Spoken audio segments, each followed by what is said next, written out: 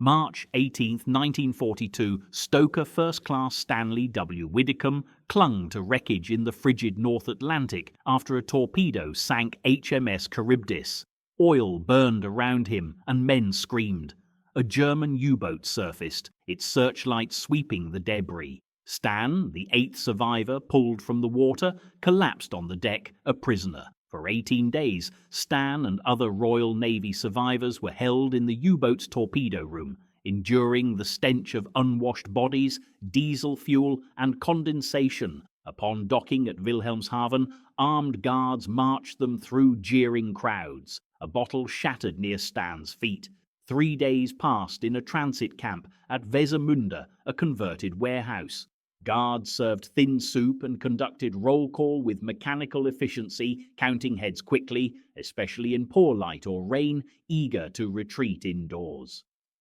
A 14-hour train journey in a packed freight car, designed for horses, took them to Marlag and Milag Nord. The stench was unbearable. A merchant navy captain, a long-term prisoner, whispered details. Marlag for naval officers, Milag for merchant seamen, both behind the same wire at Westertimke. Germans keep navy prisoners separate, thinking we know too much. May 1942. Marlag and Milag Nord immediately struck Stan. 10-foot-high double barbed wire fences, guard towers every 100 yards, searchlights and dogs surrounded the camp. The main gate was solid timber, reinforced with iron. Inside, identical wooden barracks housed 60 men each, arranged in precise rows across 20 acres, divided by internal wire. It was built for permanence. Processing took 4 hours. Guards confiscated metal, photographed each prisoner, and a Wehrmacht sergeant recorded Stan's details in Gothic script. Communicating through gestures, Stan was assigned Barracks 7. 60 men shared a space meant for 40, with triple-tier bunks lining the walls. A single coal stove provided heat. The latrine, a separate building with open-air trenches, emitted a pervasive smell. Stan received 1 blanket, a tin cup, and a wooden spoon. His bunk, an upper tier far from the stove, bore carved initials of previous occupants. The daily routine began at 0600 with a Pell morning roll call. Guards with clipboards counted men, occasionally pulling someone aside. This took at least 30 minutes, regardless of weather. Afterwards, thin coffee, black bread, and sometimes margarine were served. Most prisoners, forbidden to work under the Geneva Convention unless they volunteered, suffered from forced inactivity. Stan observed everything. Guards changed shifts every 8 hours, arriving in groups of 6. Patrols along the wire were irregular. However, Appel was rigid. The same guards, the same routine, the same quick counting in dim light from barracks doorways. They relied on numbers matching, not individual recognition, counting silhouettes and vertical shapes, expecting exact numbers. Williams, a Fleet Air Arm pilot below Stan, shot down in 1941, noted German efficiency. They count us like inventory, but efficiency creates patterns. Patterns create opportunities. He'd attempted escape twice, enduring 2 weeks in solitary confinement, the cooler, each time, and broken ribs during 1 interrogation. The camp held 300 naval personnel and 400 merchant seamen in the adjacent Milag compound. They were separated except during combined appel when guards were short. The merchant seamen appeared more skeletal and defeated, receiving fewer Red Cross parcels and harsher treatment as civilian sailors. June brought longer days and increased scrutiny. After 2 French naval officers escaped in April, recaptured 40 miles away, Germans installed more searchlights, increased patrols, and conducted random nighttime head counts. The commandant addressed the camp. Any man attempting escape will be shot. Any man caught outside barracks after curfew will be shot. Any man approaching the wire will be shot. Stan's decision was solidified by a young merchant seaman's suicide in the latrine. Guards left the body hanging for 6 hours as a lesson. Stan realized that staying meant death, fast or slow. While Germans controlled the physical confines, they couldn't control a man's will to fight back. That night, Stan meticulously studied Appell. Guards arrived at 555, took positions at 600, and began counting at 602. In Barracks 7, they counted 12 rows of 5 men each, 60 total, in 45 seconds. The guard ticked boxes on a clipboard, not looking at faces in the weak light, only silhouettes. A plan began to form, not tunneling, wire cutting, or disguise, but something simpler and more audacious. If guards counted shapes in the darkness, relying on numbers over recognition, Stan could substitute his presence with a convincing fake. A dummy. A life-sized replica standing in formation during Appell, while he created chaos elsewhere. The idea seemed insane, but grew feasible. Guards expected 60 men. He would provide 60 shapes. In the pre-dawn darkness, rain, and routine confusion, they would count and move on. Stan would have hours head start, potentially enough to reach the coast, steal a boat, and return to England. The challenges were enormous. Obtaining camp materials, privacy in a crowded barracks, absolute secrecy, and perfect timing. Stan, skilled from his shipyard days, assessed his resources: straw from mattresses, cloth scraps, wire from parcel containers, old paper, flour paste from saved bread, stolen paint, and blanket thread. Each component required weeks of careful, unnoticed acquisition. Williams, observing Stan during Appell, confronted him. "You're planning something at that look. I had it before my attempts." He warned of the cooler, beatings and executions at the wire. Stan remained silent. Williams nodded slowly. "If you need help, don't ask. But if materials go missing, I won't notice. Neither will some others." July 1942. Stan began collecting.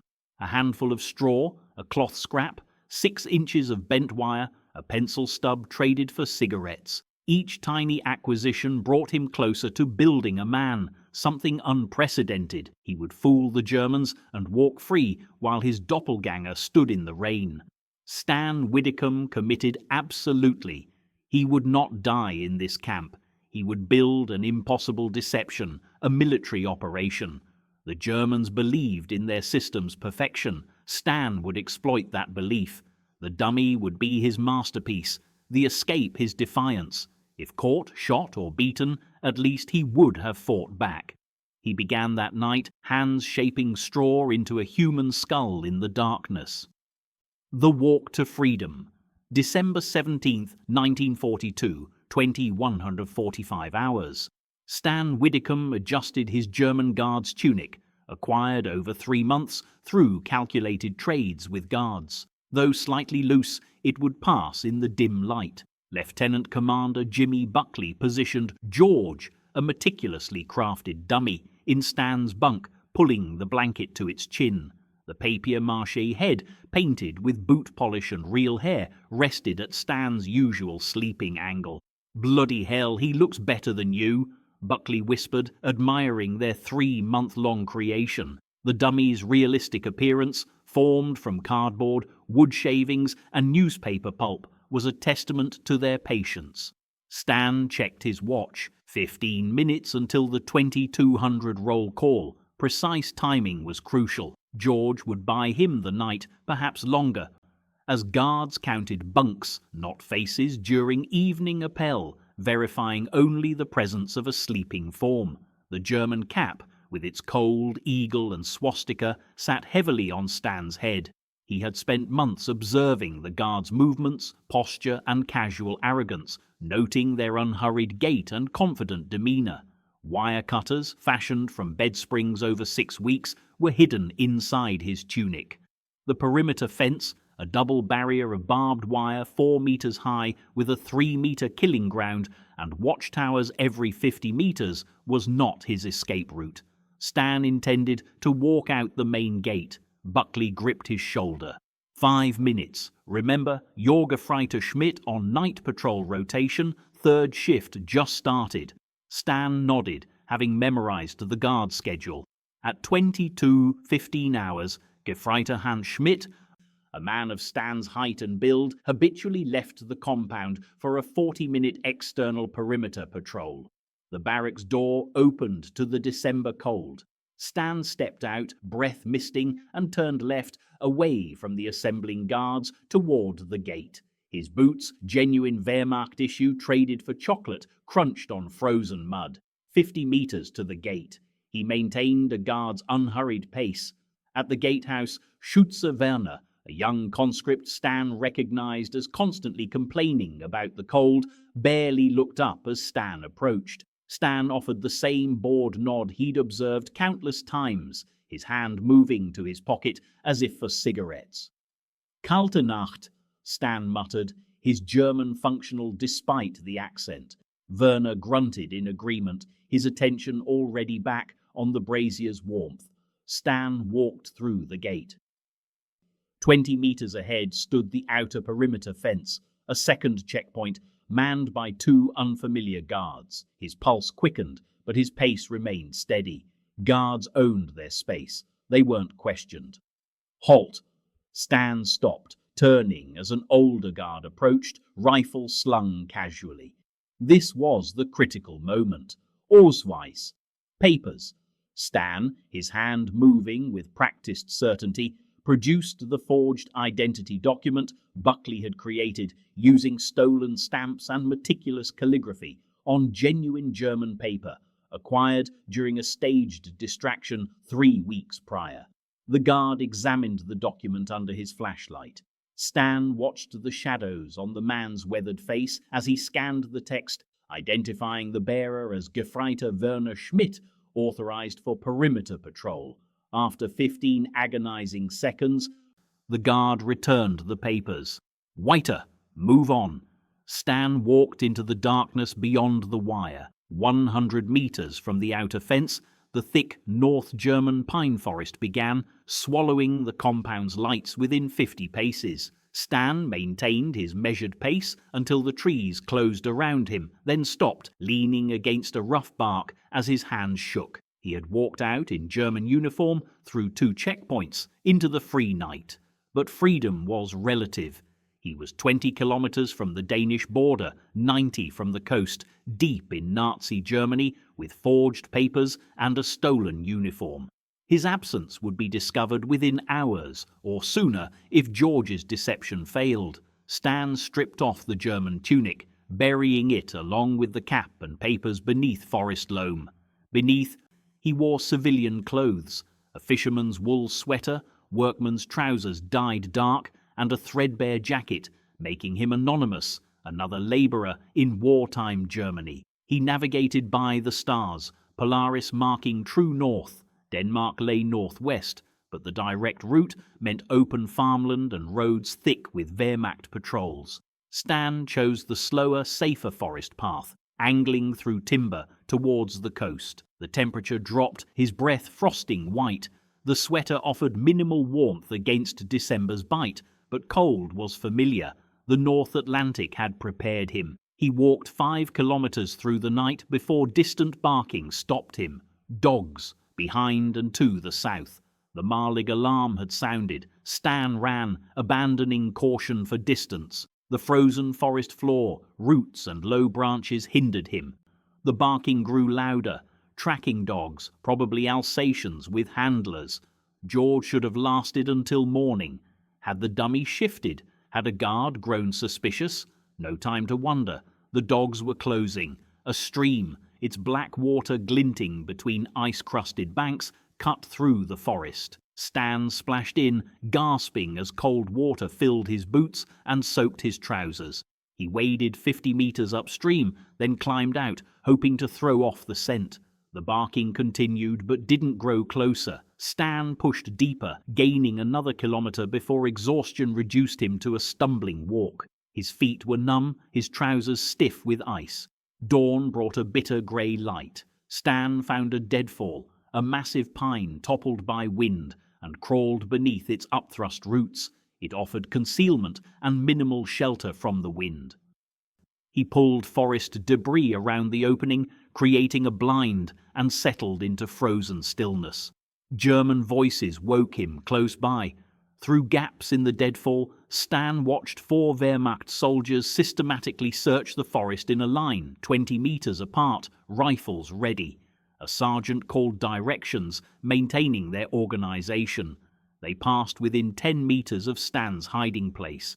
The sergeant paused, studying the forest. Stan, barely breathing, watched through a thumb-width gap as the German's gaze swept over, then past, the deadfall.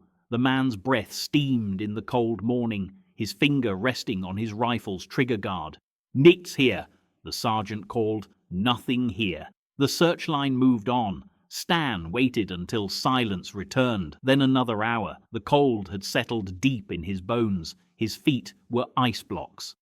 Hypothermia posed as great a threat as bullets. He needed warmth, shelter, and 12 more hours of darkness before moving towards Denmark. Crawling from the deadfall, Stan found his legs barely responsive. He stumbled north, forcing his frozen muscles to move. Knowing movement generated heat, and heat meant survival. Survival meant reaching the coast, stealing a boat, and crossing to Sweden or Scotland. After 2 kilometers through the afternoon forest, he found a woodcutter's hut, abandoned for winter.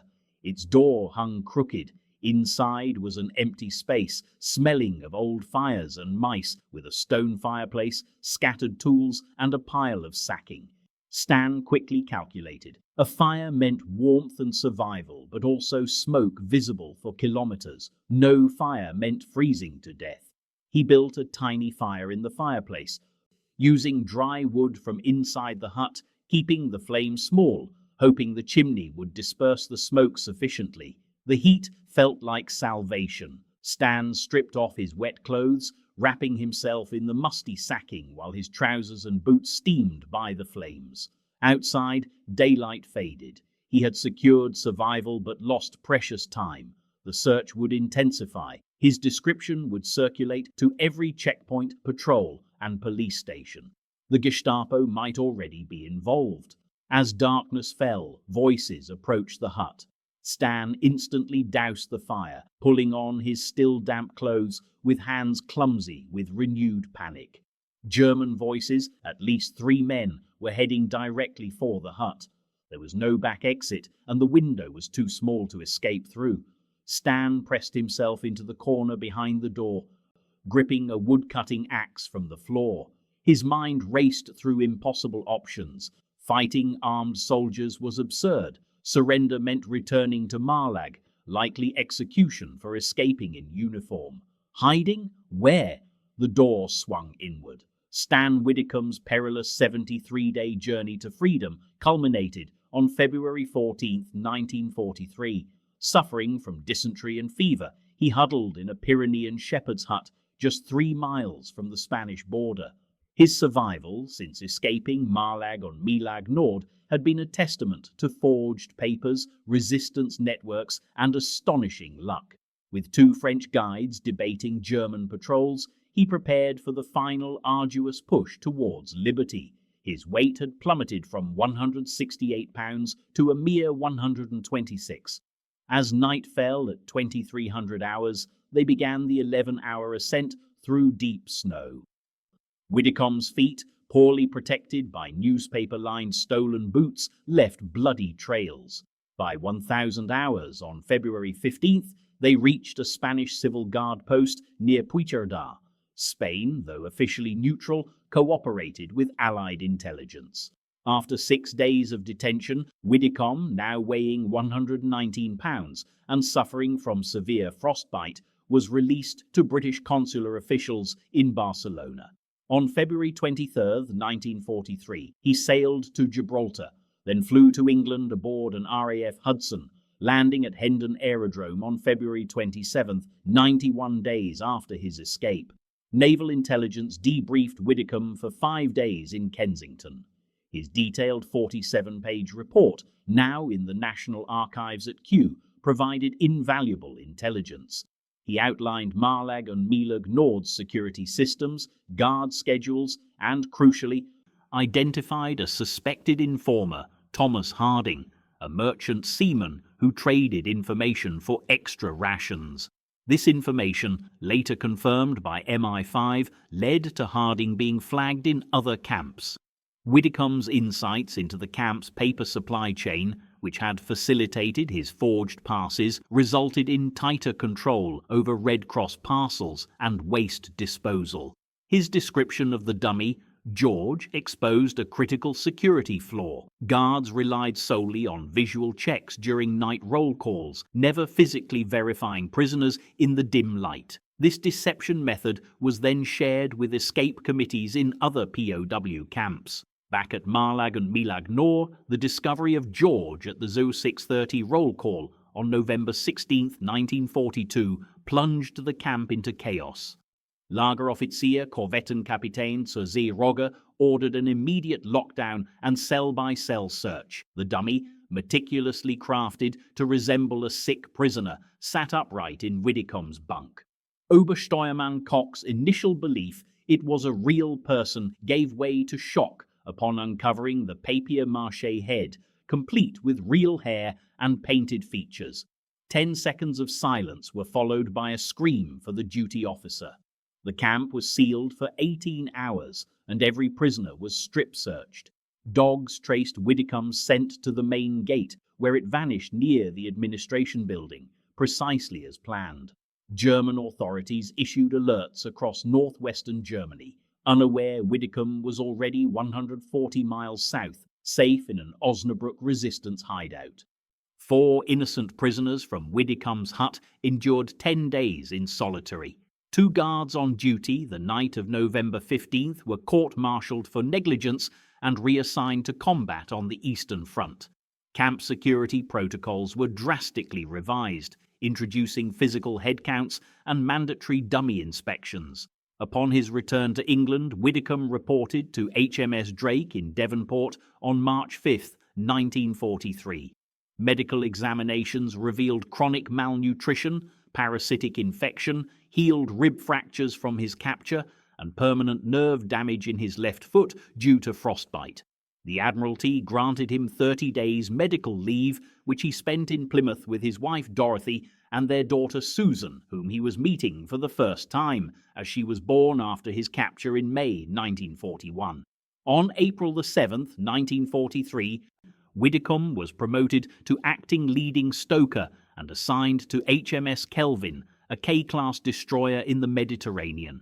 His commanding officer praised his exceptional mechanical aptitude and absolute reliability under fire. He participated in the Sicily landings, July 1943, and the Salerno invasion, September 1943, earning a mention in dispatches for his heroic damage control during an air attack off Anzio on January 22, 1944. Official recognition for his escape came on June 15, 1944, when Widdicombe was awarded the Distinguished Service Medal. The citation lauded his exceptional courage and determination in escaping from enemy captivity and returning to duty, and for providing valuable intelligence to His Majesty's forces. Vice Admiral Sir Henry Moore presented the medal at a Portsmouth ceremony on July 3, 1944. While 13 other escaped POWs were honoured that day, Widdicombe's was unique in explicitly recognising his intelligence contributions. He continued his service until the war's end, participating in Norwegian operations in May 1945. Demobilised in January 1946 as a leading stoker after 9 years in the Royal Navy, he returned to Plymouth, working as a marine engineer at Devonport Dockyard until his retirement in 1971. For decades, Widdicombe rarely spoke of his escape, his family knowing only limited details. He attended annual reunions for HMS Transylvania survivors. His ship, torpedoed in August 1940, led to his capture. But conversations focused on lost shipmates, not escapes. The full story remained largely confined to military intelligence circles until 1968. Clayton Hutton, an MI9 researcher who developed escape aids during the war, briefly mentioned Widdicombe's dummy in his book Official Secret: The Remarkable Story of Escape Aids. This brief mention, across 3 paragraphs, piqued the interest of Imperial War Museum researchers conducting oral history interviews with former POWs. In 1973, at 61, Widdicombe agreed to a recorded interview. This 2-hour recording, Sound Archive reference 9583, is the sole first-person account of the escape's meticulous planning and execution. He technically described George, a papier-mâché head on a wooden frame, painted with stolen art room oils and adorned with real hair from the camp barber. The body comprised straw-filled sacks under blankets shaped to human form, with carved and painted wooden hands visible above the blanket.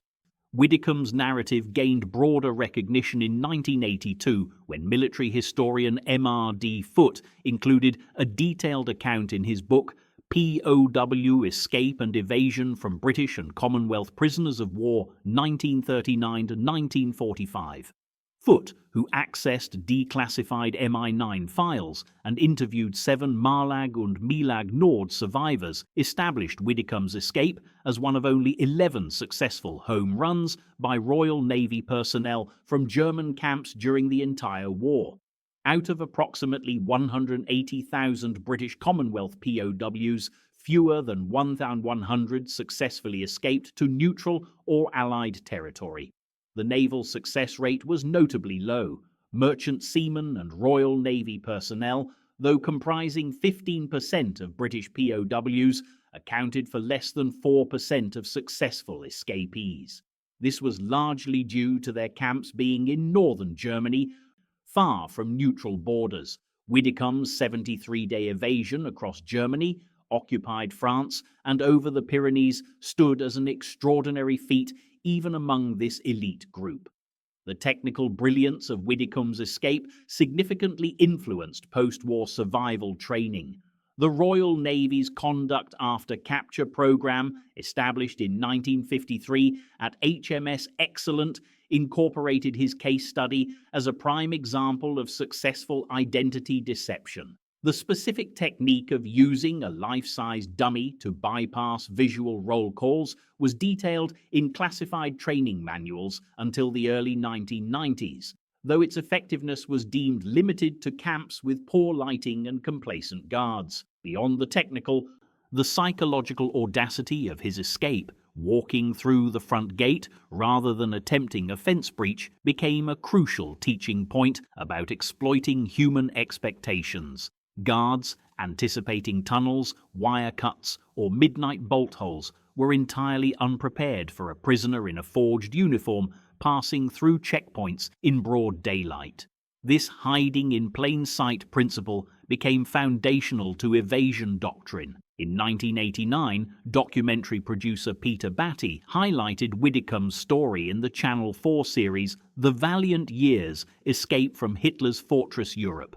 The 20-minute segment featured interviews with Widdicombe, then 77, and 2 other Marlag and Milag Nord survivors. Widdicombe famously recreated George's head on camera, demonstrating his original papier-mâché technique. The broadcast attracted 2.3 million viewers, sparking renewed interest. The Imperial War Museum sought artifacts, but Widdicombe had kept nothing from his captivity. The forged documents went to naval intelligence, and George was likely destroyed by camp authorities. However, he donated his Distinguished Service Medal to the museum in 1991, where it remains on display in the Prisoner of War exhibition. Stan Widdicombe passed away on March 18, 1995, in Plymouth at 83. His 4-paragraph obituary in the Times lauded his wartime service, recognizing him as among the most resourceful escapers of the Second World War. He was survived by his wife Dorothy, daughter Susan, and 2 grandchildren. A memorial service at St. Andrew's Church in Plymouth was attended by 47 people, including 5 former POWs. In accordance with his wishes, he was cremated, and his ashes were scattered at sea off Plymouth Sound. The enduring legacy of Widdicombe's escape lies in its profound demonstration that successful evasion often relies more on meticulous preparation and psychological insight than on brute physical prowess. He acutely understood the bureaucratic assumptions underpinning German security. A prisoner in a correct uniform with proper documentation would be presumed legitimate. He masterfully exploited human complacency. Guards, accustomed to thousands of uneventful roll calls, no longer scrutinized sleeping prisoners closely. His escape required no tunnels, no wire cutting, no violence. It succeeded because he precisely assessed his captors' expectations and then did the exact opposite. Among the 11 successful Royal Navy home runs from German camps, his remains the sole instance accomplished without external assistance from camp guards or the breach of physical barriers. In the comprehensive history of POW escapes from 1939 to 1945, it stands as irrefutable proof that even the most sophisticated security systems harbor human vulnerabilities, and that at times the simplest deception proves to be the most effective strategy.